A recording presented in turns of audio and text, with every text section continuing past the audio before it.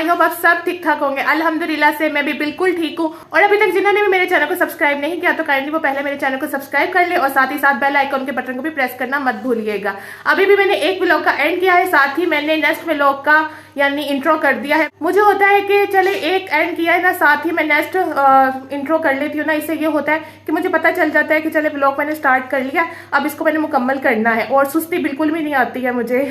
तो अभी जो मैंने व्लॉग का एंड किया है उसको मैं अपलोड पे लगा दूंगी और इस व्लॉग का मैंने यानी स्टार्ट कर दिया हुआ है। वैसे तो व्लॉग मेरा सहरी के टाइम ही स्टार्ट होता है। जब भी मैं एक व्लॉग का एंड करती हूँ तो नेक्स्ट व्लॉग मेरा सहरी के टाइम स्टार्ट होता है। तो आज मैंने सहरी से पहले ही स्टार्ट कर लिया क्योंकि आज मैं जल्दी फ्री हो गई थी। तो मैंने सोचा कि आज मैं अपनी स्किन के बारे में भी सोचूं, क्योंकि जब से रमजान आए ना तो स्किन की यानी बहुत बुरा हाल हो चुका हुआ है स्किन का।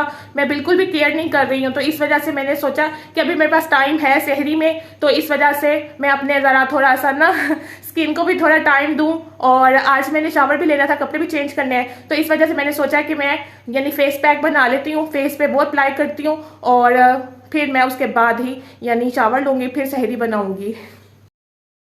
चलें जी, अब मैं बनाने लगी हूँ DIY मास्क और इस मास्क का नाम मैंने रखा है ग्लोइंग मास्क, क्योंकि इसको यूज़ करने से स्किन बहुत ज़्यादा ग्लो करेगी, ब्राइट होगी, सॉफ्ट भी होगी और मोस्ट इंपॉर्टेंट जो स्किन पर सन टैन है ना वो भी रिमूव हो जाएगा अगर इसको हम रेगुलर यूज़ करेंगे। तो इस मास्क को बनाने के लिए मैंने लिए हैं 5 टेबलस्पून भरकर बेसन के, और बेसन हर घर में मौजूद होगा क्योंकि आजकल रमज़ान है ना, तो हर घर में पकौड़े बन रहे होंगे तो बेसन ईजिली मिल जाएगा।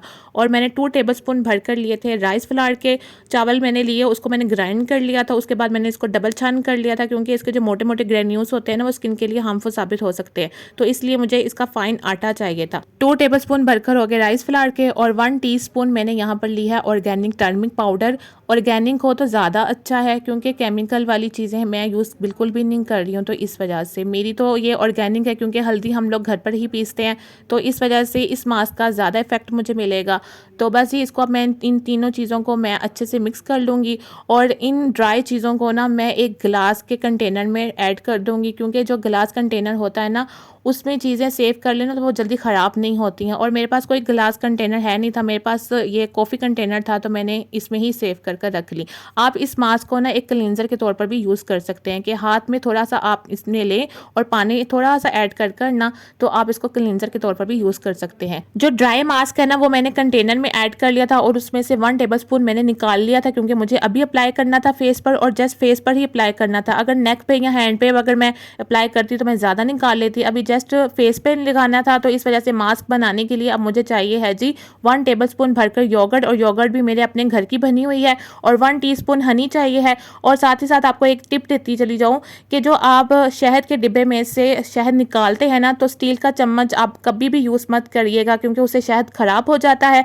आपने जब भी शहद निकालना हो ना कंटेनर में से, तो आप प्लास्टिक का चम्मच यूज़ कीजिएगा जैसे मैंने यूज़ किया है, उससे शहद कभी भी ख़राब नहीं होगा। अब इस ग्लोइंग मास्क को मैं अच्छे से मिक्स कर लूँगी ताकि जो योगर्ट जो हनी ऐड किया हुआ है ना वो ड्राई इंग्रेडिएंट्स में अच्छे से मिक्स हो जाए। अब इसको मैं अप्लाई करूँगी अपने फेस पे, और जो कंटेनर में मैंने मास्क डाल कर रखा था ना उसको मैंने अपने वॉशरूम में रख लिया ताकि मुझे अब याद रहेगा कि मैंने इसको अप्लाई करना है। इस ग्लोइंग मास्क को वॉशरूम में रखने की एक ये भी वजह है कि मेरी जो स्किन केयर की जितनी भी चीज़ें हैं या फेशियल के जितने भी प्रोडक्ट्स हैं वो यहीं पर ही पड़े होते हैं, तो इस वजह से मैंने इस ग्लोइंग मास्क को भी यहीं पर ही ला कर रख दिया कि मैं जब भी फेस वॉश करने के लिए यहाँ पर आऊँ ना तो मुझे याद आए कि मैंने इस मास्क को अप्लाई करना है। इस मास्क को अप्लाई करने से पहले अपने फेस को अच्छे से किसी मिल्क क्लींजर से ना क्लींस कर लें। मैंने अपने फेस पे जस्ट सन ब्लॉक लगाया हुआ था, उसको रिमूव करने के लिए मुझे अपने फेस को पहले क्लींस करना पड़ा, देन उसके बाद अब मैं लगा रही हूँ फेस पैक। और इस फेस पैक का रिजल्ट बड़े अच्छे से मिल सकता है जब आपका फेस पहले से क्लीन हो। क्लीन फेस पे आप लगाएंगे ना तब इसका रिजल्ट आपको बड़े अच्छे से प्रॉपरली मिल सकता है।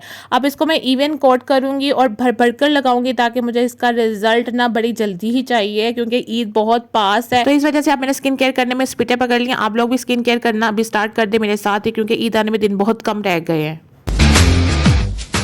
इस फेस पैक को मैंने अपने फेस पे जस्ट 15 मिनट के लिए लगा रहने दिया था। उसके बाद मैंने इसको रिमूव कर लिया था ठंडे पानी से, बिना किसी फेस वॉश के मैंने इसको क्लीन किया है। उसके बाद मैं टॉवल यूज़ नहीं करूँगी, मैं जस्ट टिश्यू के साथ अपने फेस को ड्राई करूँगी।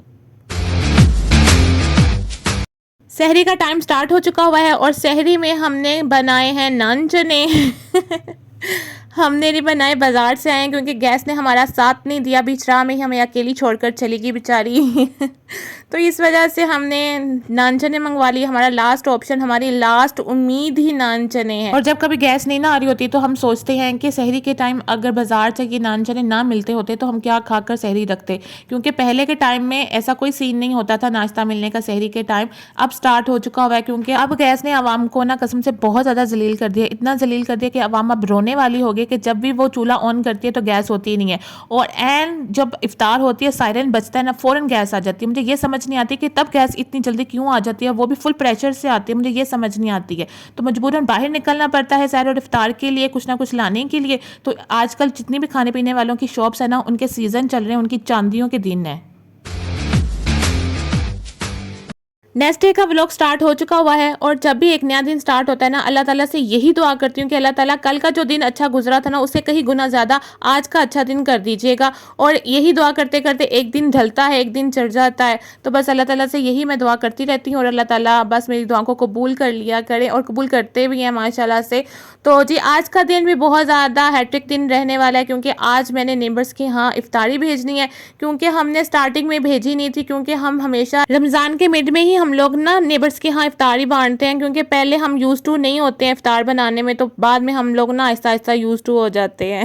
इस वजह से हम ना मिड में ही भेजते हैं इफ्तार। और आज मैंने कुछ घरों में भेजनी है, और कुछ घरों में मैं फिर कभी भेजूंगी, एक दो दिनों तक मैं भेजूंगी, क्योंकि एक साथ इतनी इफ्तारी मैं बना नहीं सकूंगी। तो क्योंकि मेरा खुद का माशाल्लाह से रोज़ा है, तो इस वजह से तो आहिस्ता आहिस्ता करते करते ना जितने भी हमारे नेबर्स हैं ना, हम उनको भेज देंगे। और बस जी यहाँ पर मैं बना रही थी मिनी समोसियों के लिए मिक्सर बना रही थी, क्योंकि मेरा ख़त्म हो चुका हुआ है। मेरी मिनी समोसियाँ जो या मैंने रोल बनाए हुए थे स्टार्टिंग में, वो सब कुछ ख़त्म हो चुका हुआ है, तो मुझे अब नए सिरे से दोबारा बनाने पड़ रहे हैं। तो इस वजह से आज मैं जल्दी उठ गई थी, फिर मैंने स्पीटें पकड़ ली, काम स्टार्ट कर लिया था, क्योंकि ये वाला काम तो मुझे ही आता है, मम्मा को ये काम आते नहीं है। तो आते होते ना तो मम्मा मेरे उठने से पहले शायद बना कर रख भी लेती। तो बस जी इस वजह से फिर मैंने सोचा कि आज मैं जल्दी उठती हूँ, जल्दी जल्दी मैं ये काम स्टार्ट करती हूँ, ताकि फटाफट से ये बन जाए, क्योंकि इसको ठंडा कर कर इसको भरने का भी बहुत ज़्यादा मेहनत वाला काम होता है।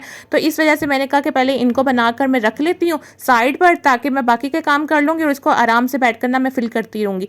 जो मैंने मिनी समोसियों के लिए वेजिटेबल मिक्सर बनाया था ना, उसमें मैंने स्पैगेटी डाल दी थी, क्योंकि मैं हर दफ़ा डालती होती हूँ, तो इस वजह से।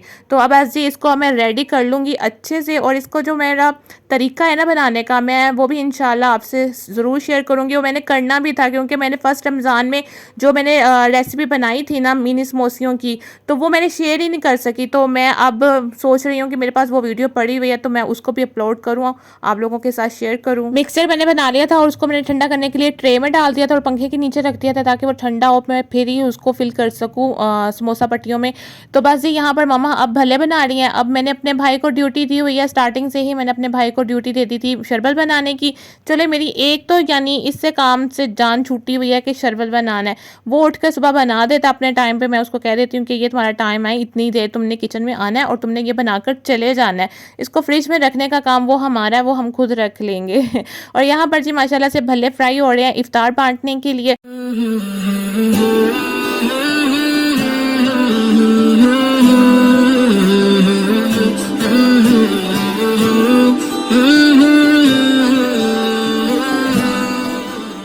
और मैंने भी यानी काम स्टार्ट कर लिया। फिल करने के लिए मैंने 2 मिक्सर बनाए थे, एक वेजिटेबल वाले और एक आलू और मटरों के। उसकी भी रेसिपी मैं आप लोगों के साथ शेयर करूंगी। ये मैंने जल्दी से फटाफट से बना लिया था। और जो आलू वाला मिक्सर है ना, वो मैंने अपने घर के लिए बनाया था, और जो वेजिटेबल वाला है ना, वो मैंने नेबर्स के यहाँ देने के लिए ना 2 मिक्सर बना लिए थे, क्योंकि वेजिटेबल इतनी नहीं थी घर पर, तो जितनी थी मैंने फटाफट से वो बना लिया था। तो मुझे ना मिक्सर कम कम लग रहा था, तो फिर मामा ने कहा कि तुम ना आलू वाले घर के लिए बना लो। फिर मैंने फटाफट से आलू वाला भी मिक्सर बना लिया था। उसकी मैंने कोई वीडियो रिकॉर्ड नहीं की थी, क्योंकि मैंने आप लोगों के साथ शेयर करनी थी। मैंने कहा अब क्या, अब इसको भी अब मैं इसके अंदर ऐड करूँ, तो इस वजह से मैंने फिर 2 मिक्सर फटाफट से बनाए। अब इनकी मैं मिनी समोसियाँ फटाफट से बनाऊँगी। और फटाफट से मुझे याद आया कि अभी जिन्होंने भी मेरे चैनल को सब्सक्राइब नहीं किया, तो काइंडली वो मेरे चैनल को सब्सक्राइब कर लें, और फटाफट ही इस वीडियो को लाइक भी कर लें। लाइक करने में कंजूसी बिल्कुल नहीं करनी है, क्योंकि लाइक करने से ना मुझे एक मोटिवेशन मिलती है। मुझे पता चल जाता है कि चलें जी, मुझे देखने चाहने वाले बहुत ज़्यादा हैं, तो मुझे ना अब हिम्मत कर कोशिश कर ना ब्लॉग को टाइम पे अपलोड कर लेना है, क्योंकि मैं बना तो लेती हूँ, अपलोडिंग में मैं इतनी यानी सुस्ती मार जाती हूँ मैं अपलोड करने में, पता नहीं क्यों। मुझे होता है कि चले मैं आज वॉइस ओवर कर लूँगी ना तो कल अपलोड कर लूँगी, मैं जैसा सोचती हूँ ना उल्टा ही हो जाता है, जो सोचती हूँ वो होता नहीं और जो सोचती नहीं हूँ वो हो जाता है। पता नहीं आजकल मेरे साथ ऐसा ही हो रहा है, तो इस वजह से ना मेरी जो वीडियो है ना अपलोड में बहुत ज़्यादा टाइम लग रहा है। तो आप मुझे थोड़ी सी मोटिवेशन दें, मुझे हिम्मत दें, ताकि मैं जल्द से जल्द अपलोड कर सकूं और टाइम पे अपलोड कर सकूं और आप लोगों को टाइम पे ही वीडियो को मैं दिखा सकूं। तो बस यहाँ पर अब इफ्तारी का जो जोशो जज्बा है ना वो बड़ा फास्ट मैंने कर दिया, क्योंकि टाइम बहुत ज़्यादा शॉर्ट था, क्योंकि घर की भी इफ्तारी बनानी थी और साथ ही साथ मैंने प्लेटें भी तैयार करनी थी नेबर्स के यहाँ देने के लिए। तो बस इस वजह से ना स्पीड पकड़ ली थी, और पता नहीं मम्मा इस टाइम कहाँ चलेंगी, तो क्योंकि मम्मा तो ये फ्राई खुद कर रही थी, मैं तो कर ही नहीं रही थी, फिर मैं क्यों फ्राई करने लग गई, पता नहीं मम्मा कहाँ चली गई थी, मुझे अब याद ही नहीं आ रहा। यहाँ पर जी मेन्यू आपको बता देती हूँ, मेन्यू जो घर का था ना वही हमने नेबर्स के यहाँ वाला वही रखा था, क्योंकि जो हम खुद खाते हैं वही हम देंगे, क्योंकि ये ना हो कि हम जो खाते नहीं है वही हम लोग उनको उठा कर दे दें, तो ऐसा कोई सिस्टम नहीं था। और जब इफ्तार बांटनी थी ना तब मुझे ना एक बहुत ज़्यादा टेंशन थी कि नमक मिर्च की, कि मैं कहीं नमक मिर्च ज़्यादा ना कर जाऊँ। वैसे तो मैं इक्वली ही डाल लेती हूँ अंदाजे के मुताबिक, लेकिन मुझे फिर भी ना बहुत ज़्यादा उस दिन ना टेंशन बहुत ज़्यादा हो रही थी कि नमक मिर्च कम ना हो, नेबर्स वाले ये ना कहे कि ये तो वीडियो में इतना कुछ बनाती है और आज हमें इसने क्या बना कर दे दिया है। मेरे दिमाग में ना बहुत ज़्यादा ना इतना थिंकिंग चल रही थी, मुझे समझ नहीं आ रही थी। फिर मैंने ना बिस्मिल्लाह पढ़कर ना मैंने डाल दिया, मैंने कहा जो होगा देखा जाएगा। एक रोज़ा ना होता तो फिर एक अलग बात होती है, जो आम यानी हम खाना वगैरह बनाकर वो भेजें ना तो इसकी अलग बात होती है, लेकिन इसमें तो बिल्कुल भी टेस्ट भी नहीं कर पा रही थी। मैं क्या करती, मुझे समझ ही नहीं आ रही थी।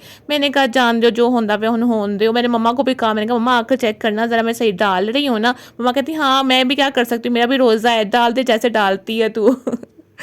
अब जी मैंने फटाफट से ना स्पीडें तेज़ कर ना मैंने ब्रेड रोल बना लिए थे। वैसे तो मुझे काफ़ी टाइम लग गया था, लेकिन ये आसान है एडिट करने में कि स्पीडें तेज़ कर लो, लोगों को लगे कि जी वाह ये तो चुटकियों में सारे काम हो चुके हुए हैं। बस जी यहाँ पर मैं ब्रेड रोल बना रही थी और गैस माशाल्लाह से जा चुकी हुई थी। वो भी इफ्तार करने चली जाती है, पता नहीं कहाँ जाती है, मुझे ये भी समझ नहीं आती है। और एन इफ्तार के टाइम आ जाती है, मुझे ये भी नहीं समझ आती कि जाती कहाँ है और क्यों जाती क्यों है, ये भी नहीं मुझे पता चलता।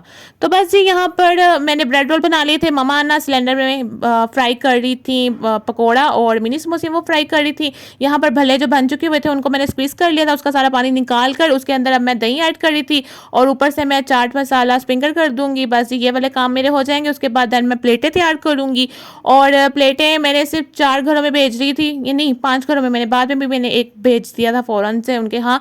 तो बस यहाँ पर तैयारियाँ बस तैयार हो चुकी हुई हैं। पालक वाले पकौड़े थे, आलू वाले पकौड़े थे, साथ जी मिनी समोसियाँ थी और ब्रेड रोल थे, और साथ में दही भल्ले थे। माशाल्लाह से ये इफ्तार भेजी थी मैंने सबको, और कुछ घर रह गए हैं और बस उनको भी मैं अब भेजूँगी, 1-2 दिनों में मैं उनको भी भेज दूँगी, क्योंकि चीज़ें अब मुझे दोबारा से बनानी पड़ेंगी, तो इस वजह से। तो बस ये पास वाले जो नेबर्स हैं ना उनको मैंने यानी भेजवा दी थी।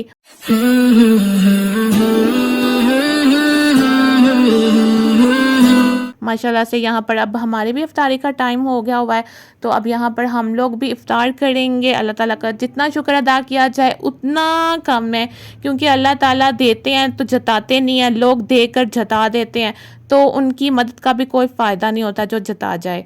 तो बस अल्लाह ताला से हमें सीखना चाहिए कि हमें एक हाथ से देना तो दूसरे हाथ को पता भी ना चले कि हमने एक हाथ से किसकी मदद कर ली है।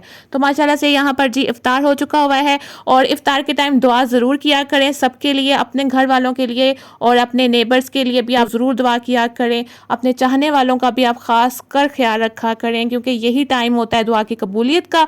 तो अच्छा सोचें, अच्छा करें, ताकि आगे वाली जो ज़िंदगी है ना हमारी सुकून से गुजरे। तो बस जी यहाँ पर अब हम इफ्तार करेंगे। अल्हम्दुलिल्लाह से जी इफ्तारी हमने कर ली है माशाल्लाह से, और अल्लाह ताला का जितना शुक्र अदा किया जाए उतना कम है कि अल्लाह ताला ने इतना करम कर दिया कि हमने नेबर्स के यहाँ इफ्तारी भेज दी है, और 1-2 नेबर्स रह गए उनको भी माशाल्लाह से मैं 1-2 दिनों में ही भेज दूँगी बनाकर इफ्तारी, क्योंकि एक ही दिन में मैं इतनी ज़्यादा इफ्तारी बना नहीं सकती थी, क्योंकि माशाल्लाह से घर की भी इफ्तारी बनानी थी, तो इस वजह से।